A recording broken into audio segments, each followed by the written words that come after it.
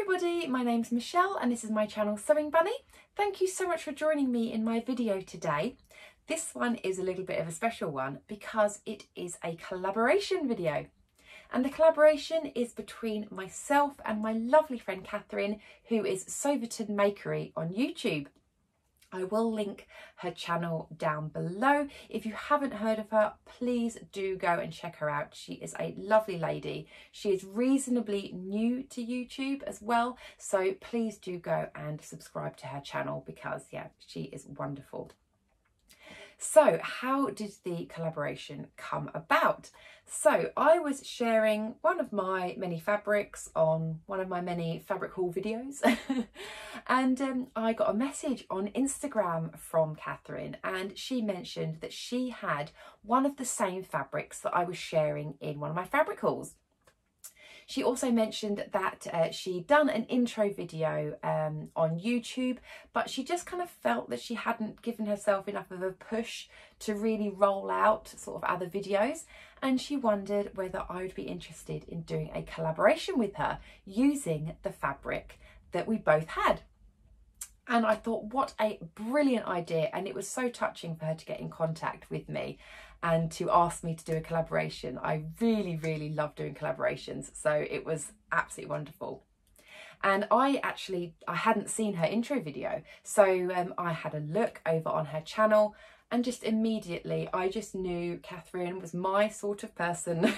She has a lovely energy about her. You could really see how passionate she is for sewing, and if you've seen her videos, you'll know that she makes some absolutely beautiful things for herself and her family. And yeah, I was more than happy to do a collaboration with her. So we both had the same fabric, and we came up with the idea that we would both sew a garment totally in secret. So we don't know what the other person has made. All we know is we have the same fabric and we're going to make a garment. So even now, I do not know what she has made. When we release these videos, that will be the first time that we see what each other have made. So what was the fabric that Catherine and I both had? It was this fabric here. It is a beautiful double gauze. It's on this pale blue background, and the floral design all over it is absolutely stunning. It's this sort of like watercolour effect for all the flowers. It's a beautiful fabric. And I was so pleased that our collaboration is actually using double gauze, because I know for a lot of people, some people love it, some people hate it, and some people have never sewn with it. So I think it's a really good one to do a collaboration on. So I personally love double gauze. I love wearing it in the summer. I think it keeps me lovely and cool. In the winter, I find because it's quite soft, it's quite cozy, and I think it actually keeps me quite warm. And I love sewing with it, I love wearing it. And I know some people maybe aren't a fan of double gauze. I know that double gauze sometimes has this, I think people refer to it as like this sort of growing effect. Like once it warms up with your body, it can sort of, they say like grow. I personally don't find that an issue at all for me, but I know some people might not like it, which is absolutely fine. But for those of you that do like double gauze, hopefully our videos will give you some inspiration on patterns. For those of you that maybe have never used it or maybe a bit nervous about using it, hopefully us sharing what we've made may give you some inspiration. And for those of you that maybe aren't a fan of double gauze, at least you can kind of see what patterns we've made and, you know, our little review of whatever pattern it was.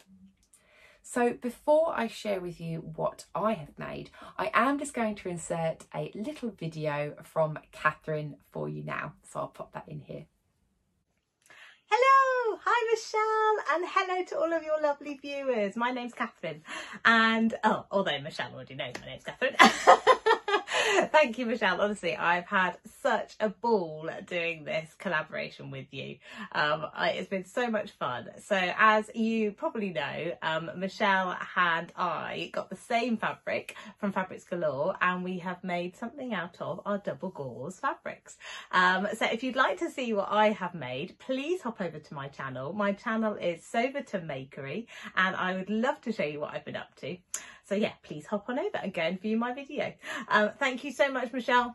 It's been such a lovely thing being able to do this collaboration with you. I've really enjoyed our sort of chats through Messenger, and I have really enjoyed chatting about sewing up our double gauze fabric. So yeah, I hope you've really enjoyed it too. And yeah, thank you so much. Bye. So thank you so much, Catherine. I am so pleased that we've done this collaboration together. I cannot wait to see what you have made.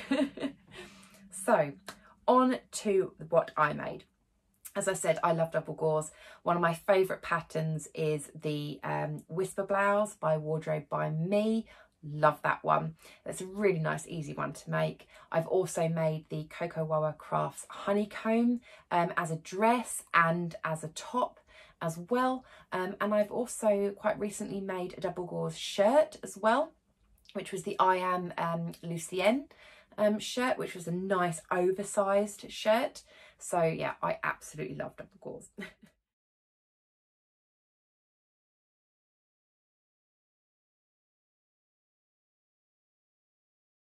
Now, if you had seen my video where I shared this fabric, I was going to make a top originally from it. And when I held it up to myself, I actually on the video started to say, oh, I actually would really like to make a dress from this fabric, but I only have 1.5 meters. So I was looking through all of my patterns, seeing, you know, do I have anything which I could make a dress from 1.5 meters? And most of them, it really wasn't possible. So I was thinking, okay, I should probably make a top.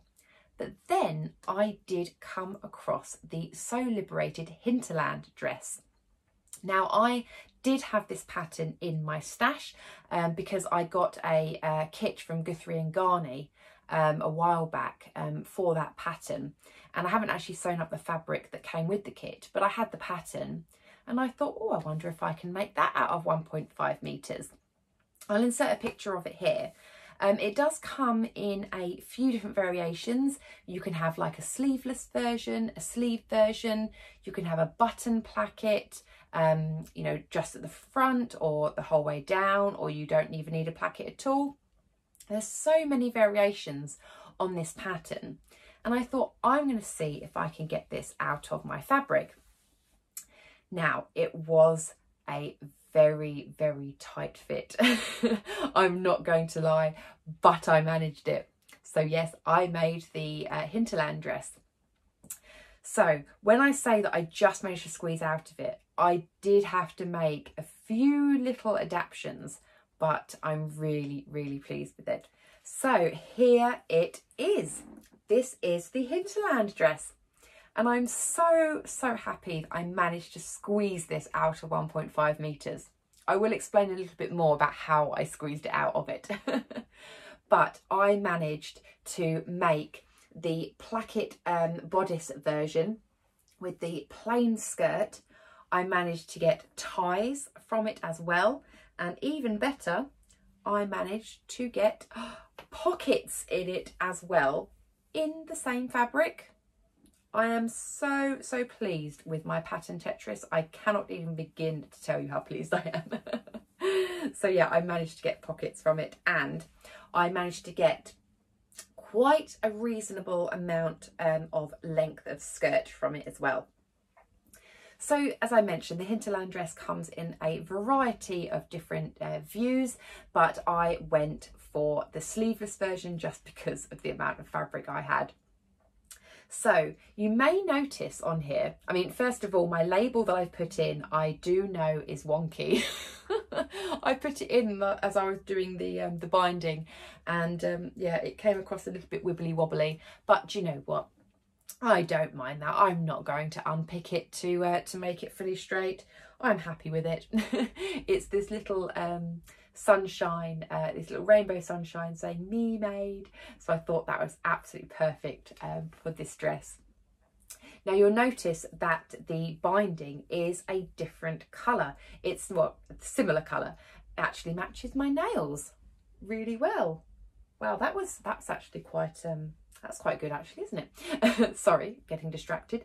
So yes, this I did actually purchase a separate amount of double gauze in this sort of pale blue colour because I just did not have enough to make bias binding from this fabric, and so I had to try and save as much as I could. Now I could have made or I could have just used ready to or ready-made, sorry, bias binding, but I thought because of double gauze being the way it is, I thought it's best to use a double gauze bias binding. So that's why I purchased some of this pale colour. I do have something that I've made from this pale blue, so it didn't go to waste. I've actually got a little top that I made from the remnants of this, which I will share with you when I do my makes video. But yeah, so it has got this this pale blue bias going all the way around the neckline and around the arms as well. And it went on really, really nicely. I must admit, I did find that the neck bias quite narrow. I think I probably should have maybe done a little bit less seam allowance around there because it was a little bit fiddly. I did actually do much less seam allowance around the arms, and I think you can see there it's much chunkier, and I do prefer that look. So when I was sewing it on, the instructions said to sew it on using a 1.5 centimetre seam allowance, and I really should have just done 1 centimetre because this bit here is quite narrow, so it was a bit fiddly, whereas this I did just using a 1 centimetre seam allowance. So at least I know for next time. And yeah, so the button placket version on here, I really, really enjoyed the way that this is constructed. If you've made the Hinterland dress, you will kind of sort of know what I mean. But the way that they do it just incorporates the bias really, really nicely onto here.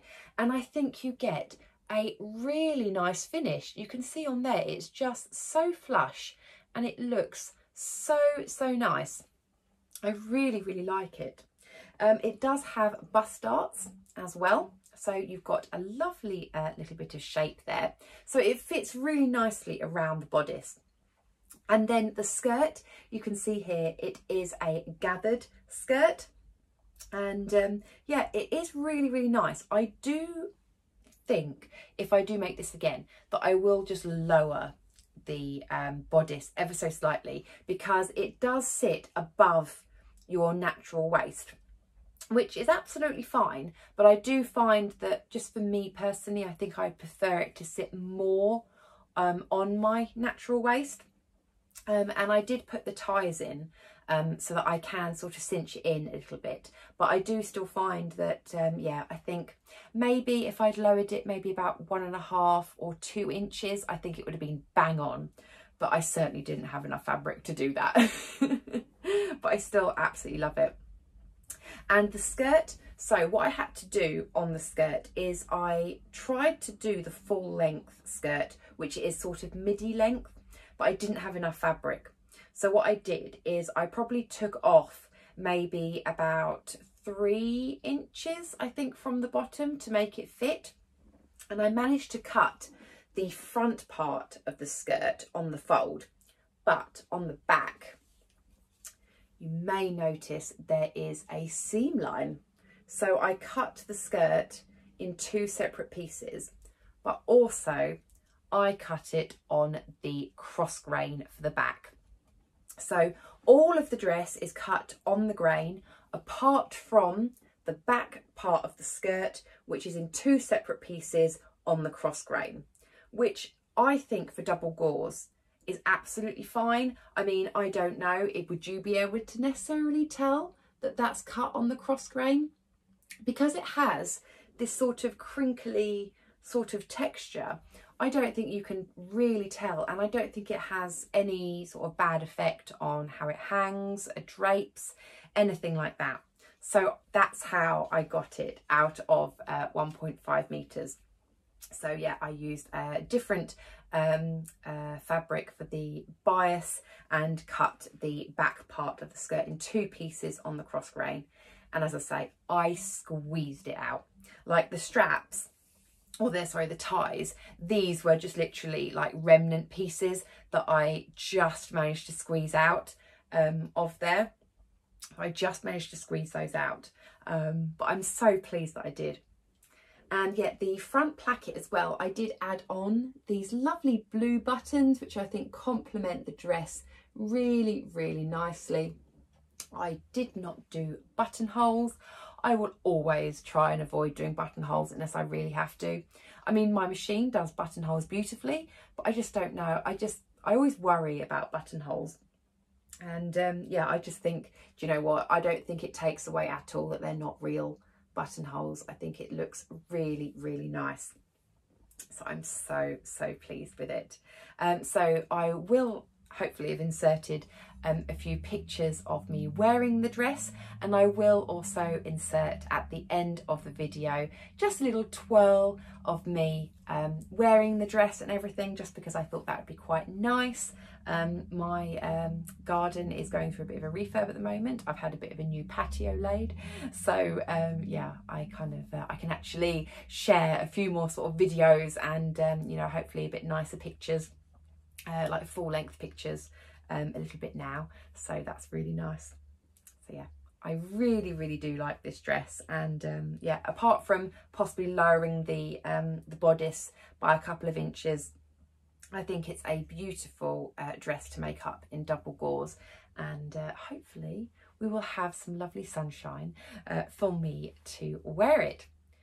Okay, so that is what I made using that double gauze fabric. Let me know what you think.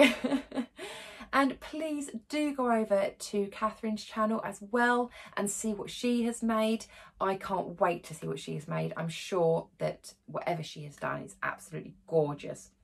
And it has been so nice doing this collaboration video with her, and just getting to know her and everything has been absolutely lovely. And yeah, I've really enjoyed the whole experience. So thank you so much, Catherine. I've really loved it. So I'm now going to insert those twirls and bits and bobs that you can see me wearing the dress as well. If you did like my video, then please do give me a thumbs up. And if you haven't subscribed already, it would be lovely if you could. It's always lovely having everyone here. Okay, thank you very much, and I will speak to you all very soon. Take care. Bye.